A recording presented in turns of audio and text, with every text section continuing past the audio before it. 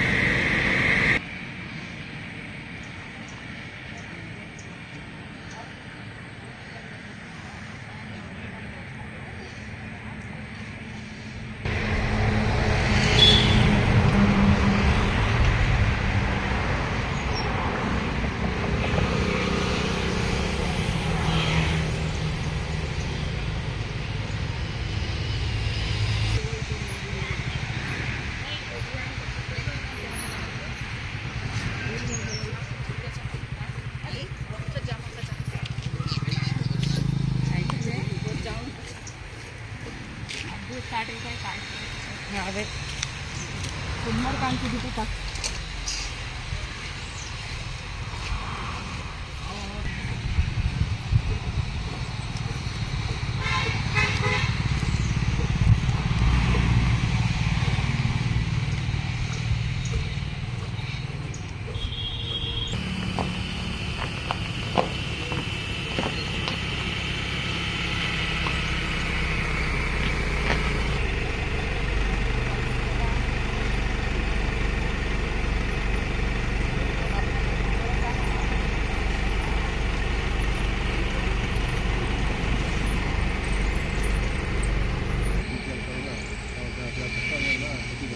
ನಾವು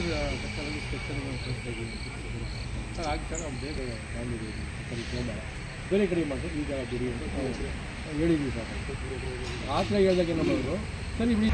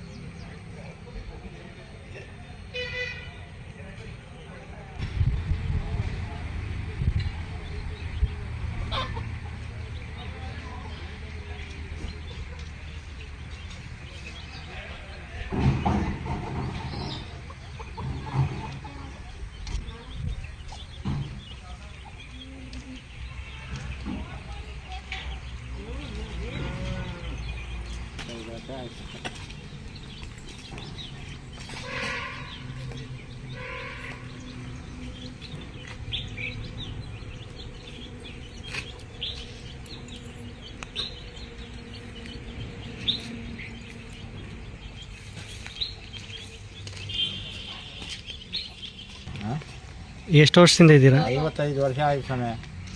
ನಾವು ಕೂಲಿ ಮಾಡಿ ಜೀವನ ಮಾಡಿದ್ವಿ, ಬಂಡೆ ಗುಂಡೆ ಕಿತ್ತಾಕಿದ್ವಿ.